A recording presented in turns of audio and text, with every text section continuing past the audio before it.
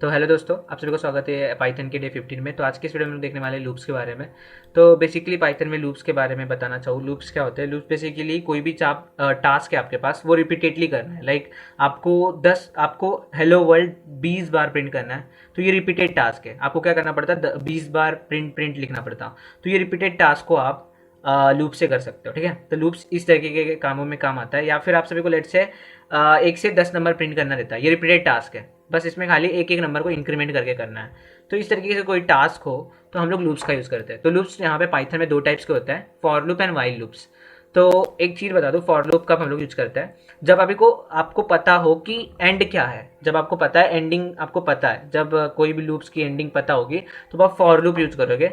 जब आपको एंड पता ना हो कि कहाँ पे एंड होने वाला है, वो एंड यूजर के इनपुट पे डिपेंड करता हो, तब आप वाइल लूप करोगे use. Most of the case में ऐसे ही चलता है। तो ओके, आप देखते हैं हम लोग फॉर लूप बेसिकली किस तरीके से बनाना है। ठीक है, अब फॉर लूप बनाने का एक सिंटैक्स होता है, जैसे कि यहाँ पे लिखा है मैंने सिंटैक्स को। आपको फॉर लिखना है, फॉर एक कीवर्ड है। ठीक है, फॉर एक कीवर्ड है, फॉर लिखना है। उसके बाद आपको वेरिएबल का नाम लिखना है, वेरिएबल का नाम लिखना है जिसमें वो लूप के जो भी वैल्यूज होंगे आके स्टोर होंगे। वेरिएबल का नाम लिखोगे और लिखोगे इन इन, ये भी कीवर्ड है। उसके बाद आप सभी लिख सकते हो रेंज। ठीक है, रेंज लिखना और आपको स्पेसिफाई करना है स्टार्ट कॉमा एक ऐसा सर्कुलर ब्रैकेट लगाना। ठीक है, सर्कुलर ब्रैकेट लगाना, उसमें स्टार्ट एक इंटीजर वैल्यू दोगे, स्टार्टिंग कहाँ से होनी चाहिए लूप की, कॉमा एंड कहाँ पे होना चाहिए वो लूप।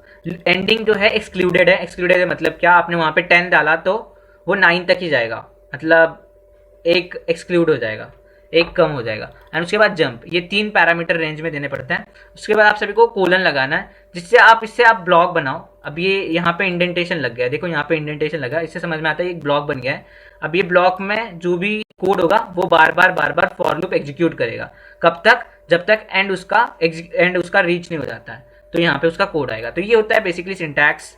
तो और सिंप्लीफाइड वे में और जनरल वे में सिंटैक्स बोले तो ये है, फॉर वेरिएबल का नाम इन, आइट्रेबल्स डाल सकते हो आप, कोई भी आइट्रेबल चीज डाल सकते हो, लिस्ट डाल सकते हो, टपल डाल सकते हो। यहाँ पे कोई भी लिस्ट का नाम, टपल का नाम, डिक्शनरी का नाम, स्ट्रिंग का नाम, रेंज का नाम, एक्सेट्रा, कोई भी आइट्रेबल जो भी चीज़ें है वो डाल सकते हो। और यहाँ पे आपको जो भी ब्लॉक ऑफ कोड लिखना है वो लिख सकते हो।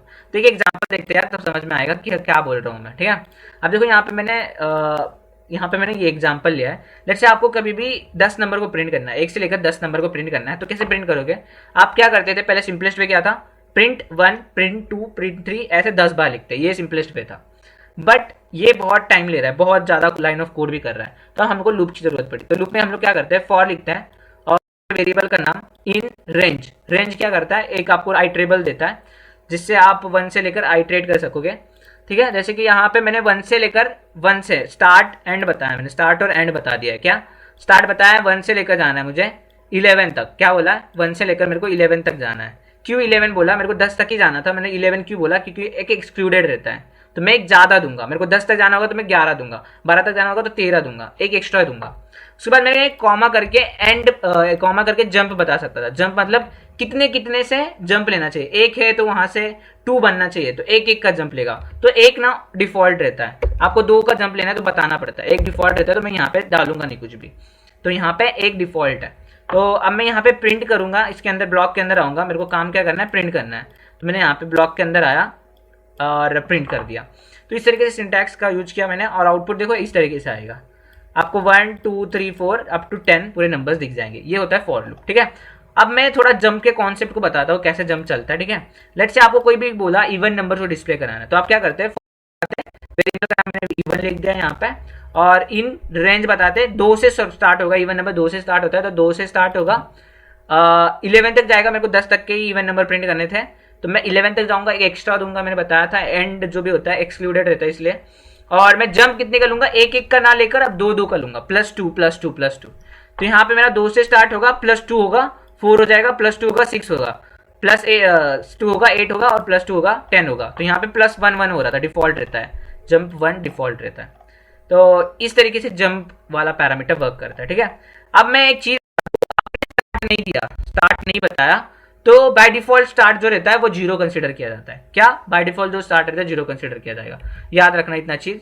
सो यहाँ पे मैंने स्टार्ट दे दिया तो 1 से स्टार्ट होगा, नहीं दिया था तो मेरा 1 से नहीं 0 से स्टार्ट होता था। ठीक है, सो अब देखते हैं रिवर्स कैसे लूप लगाते हैं, लूप को पूरा रिवर्स में कैसे लगाते हैं।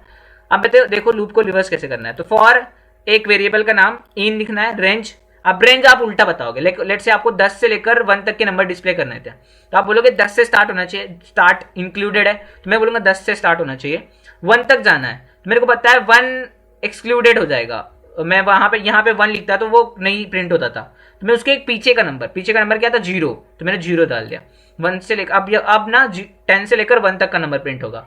अब जंप में थोड़ा चेंज करना है, जंप में क्या करना है, माइनस से जाना है, उल्टा उल्टा करना है, 10 होगा तो -1 करना है, 10 होगा तो 9 होगा तो -1 करना है, तो इसलिए -1 लिखा है। तो यहाँ पे 10 पहले बार प्रिंट किया, -1 किया उसने, फिर से -1 किया, और ये कब तक करेगा, जब तक एंड नहीं रीच हो जा रहा है, एंड नहीं रीच होता है। मेरा एंड रीच कब होगा, 1 आएगा तब, क्योंकि एक्सक्लूडेड रहता है एक, तो 1 आया, मेरा एंड रीच हो गया और मैं स्टॉप कर गया। ठीक है, इस तरीके से चल रहा था लूप।